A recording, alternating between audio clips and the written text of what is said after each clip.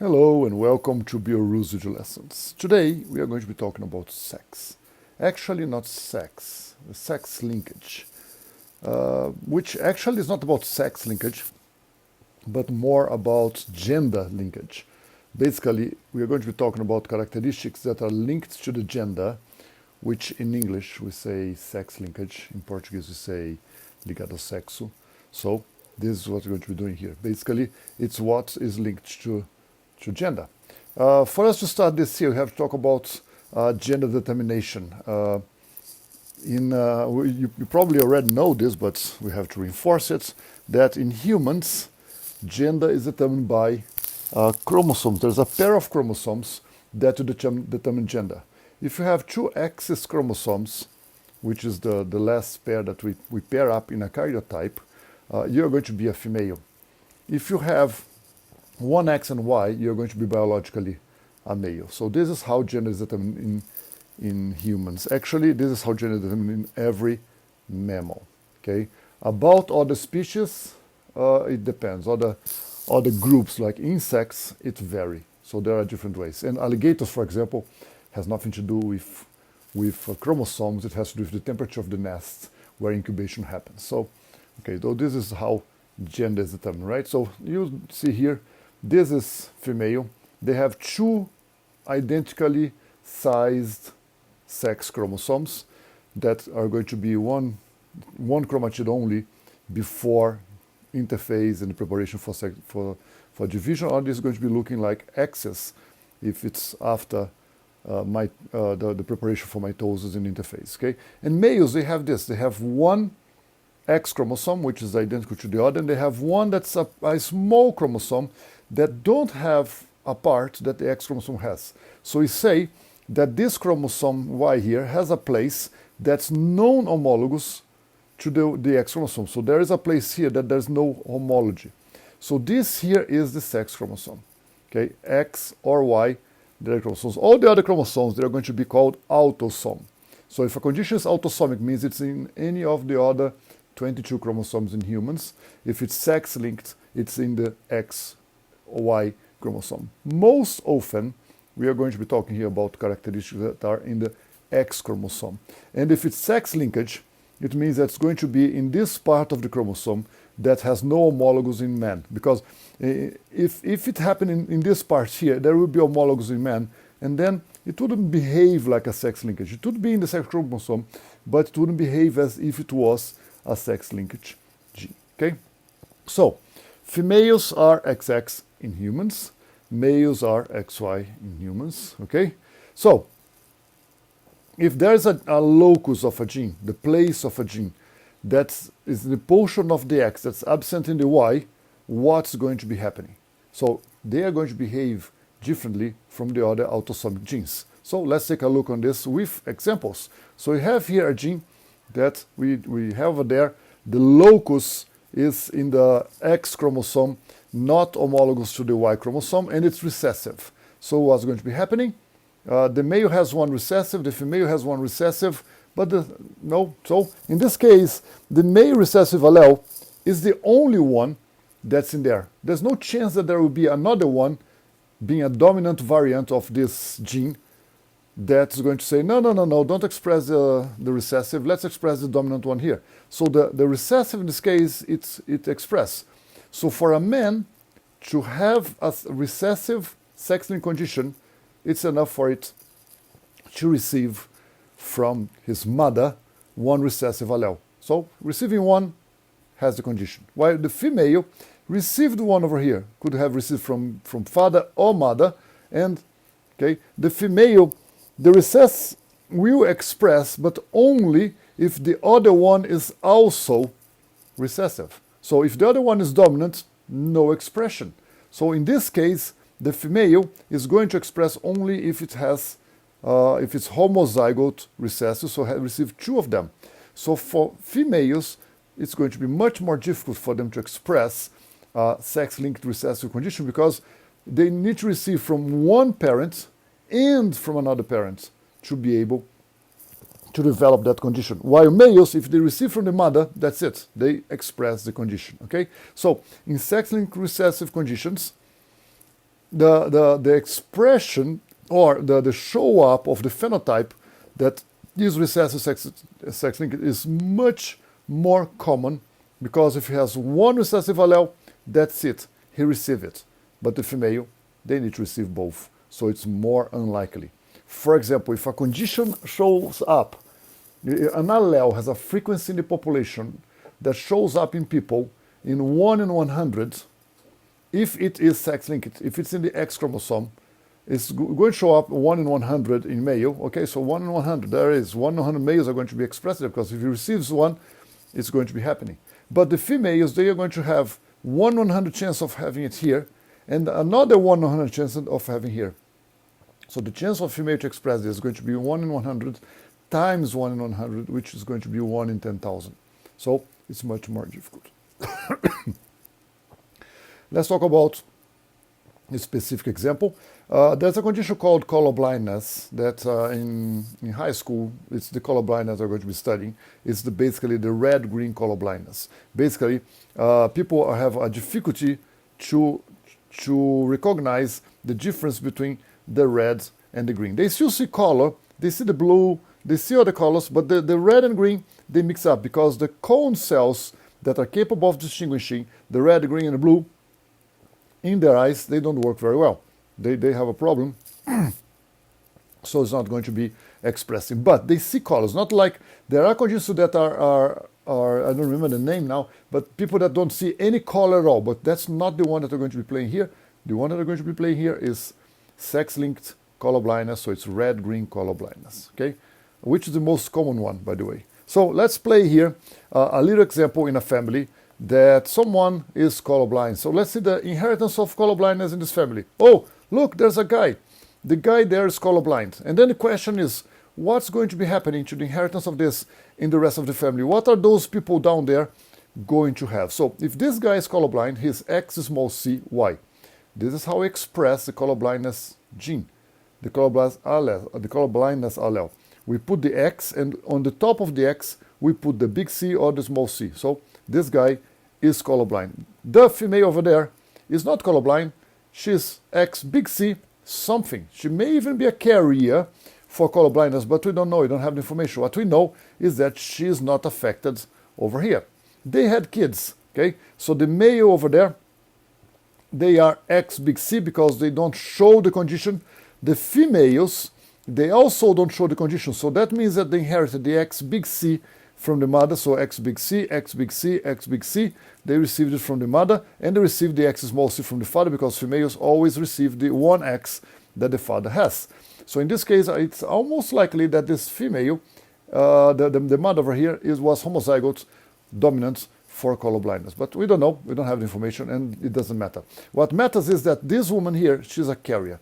She is X big C, X small c. She doesn't express it, but she has the allele. And she married to a not affected man, which is X big C, Y. And then the question is, what are the odds that their children to have colorblindness, to express colorblindness, and what are the odds for the children to be carriers for colorblindness? So let's take a look on that. We make a Punnett square, and the female is over here, X big C, X small c. So there's a 50% chance that the female is going to be passing on to one of the children an X big C, and a 50% chance of passing an X small c. While the father is here, X big C, X and Y. So basically, the father is going to be giving X with big C for all his daughter and all daughters, and is going to be giving a Y for all his sons. So in this case here, these are the genotypes. So that one is X big C, X is big C. That female is not colorblind. It doesn't have the gene, so it's totally normal. This one here is X big C, X small c. So in terms of the condition, it's normal. So it's the one that's usually you see out there, not colorblind, but this female is a carrier because she has a small c over there. That's not expressed because she received an X big C from the father that kind of protected her. Okay. What about the guys? That one is X big C, Y, it's normal, not colorblind. And this one here is X small c, Y, so it is colorblind. So in this case here, what are the odds? The males have 1 in 2, so 50% chance of developing colorblindness. So basically 1 out of 2 men has a chance of being colorblind. The females have 1 in 2 chance of being a carrier, but they are going to be 100% non-colorblind. So there's 0% chance that they develop the condition colorblind in this case over here. And if you ask what the chance that this couple to have a colorblind children is going to be 1 out of 4, because now it can be a male, it can be a female, so pay attention, because from now on it's going to be very important if they're talking about males or females. Okay, so let's play another example here. So we have another family, and let's see what's going on. Oh, look, the female is a colorblind, very rare condition. It needs more than 1 in 10,000 women to be able to express colorblindness. So X small c, X small c, because she is colorblind. She married a non-colorblind man, so he's X big C Y. And the children, this is what showed up. Okay, I'm put over there. That guy over there is colorblind. He received a small c from the mother. Actually, he had no chance, because the mother would give him an X small c anyway, and the father gives him a Y, so the father doesn't protect him from that X small c of the mother. The daughters, on the other way, they receive an X big C from the father. They always do, because the father gives its X for all the daughters, and the daughters receive an X small c from the mother. So in this case here, the males of this crossing, they're always going to be affected, and the females are always going to be carriers. But now we have a condition here that this couple are crossing. We want to know what's going to happen. Oh, sorry, let's go back. What's going to happen in here? So what will happen in this guys over there? So not very complicated for us to play here. All the females are going to receive an X big C from the father. So X big C, X big C, X big C, X big C. Okay, so all the females are protected from the colorblindness by the dominant allele from the father. The males are going to receive, actually, sorry, I made a mistake here. That those are not all daughters. Okay, the daughters will receive the X big C from the father. This one here, right? That's it. But what about the boys? The boys receive a Y from the father. A Y from the father. So here, this here. Go over there, so they receive a Y from the father. But what about the girls? The girls might have received any of this, so the girls might be colorblind or not. So there's a 50% chance that they receive an X big C, and a 50% chance that they receive an X small c from the mother. So they have a 50% chance of being normal, non-carriers, and 50% chance of being normal but a carrier. And the boys, the same. They have a 50% chance of receiving this, and they have a 50% chance of receiving that. So these boys here have a 1 out of 2 chance on receiving the X big C, and they have a 1 out of 2 chance of receiving the X small c. So basically, that's it. Okay. A very, very common question is for you to explain why sex-linked and recessive conditions are more common in males. By the way, most sex-linked conditions are going to be recessive, although there are sometimes some are dominant, and the dominant, they are different. I'm not going to tell you what's the pattern, because I want you to think a little bit what's going to be the difference between a dominant sex-linked and a recessive sex-linked in terms of males and females, okay? But if you're going to be answering that, you first have to say that colorblindness or hemophilia, so 2 examples, they are sex-linked recessive conditions. It states the pattern of inheritance of gender, so males are XY, females are XX. So then you say, okay, the females, you only have 1 allele of the gene, females have 2 of the alleles. That's another characteristic of this condition.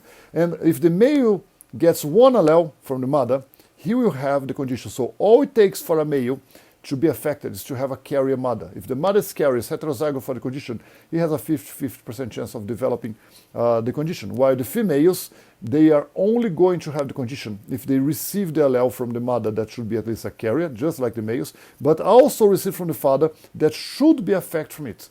So females, they are going to be protected by the other allele, okay?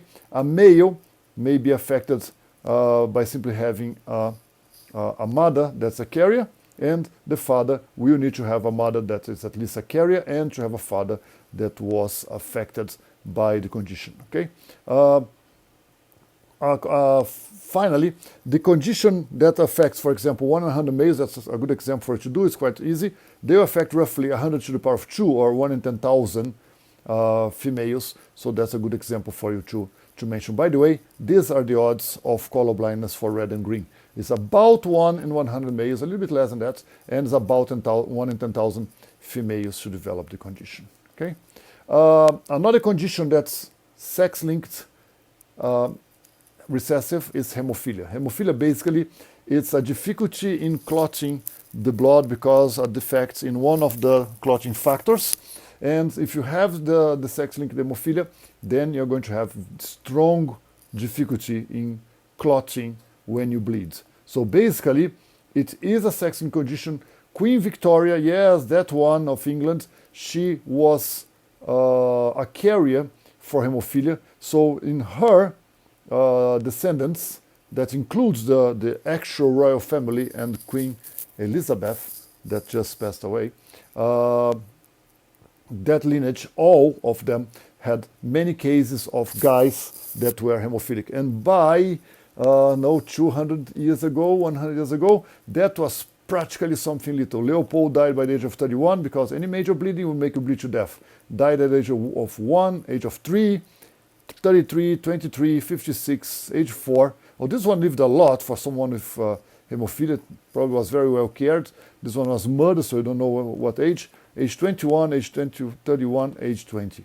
And there are even some that were not even born. Okay, so this you see that in this pedigree here, it's only showing up in the guys, which is quite weird because the royal family is very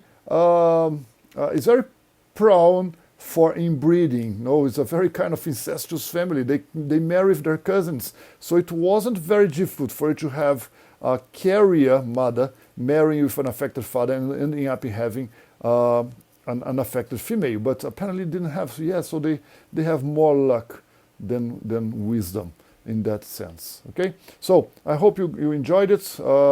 Take a look on the quiz, some very simple questions, and later we're going to be having a list on exercise quantitative genetics on sex linkage. I hope you enjoyed. See you in class. Bye bye.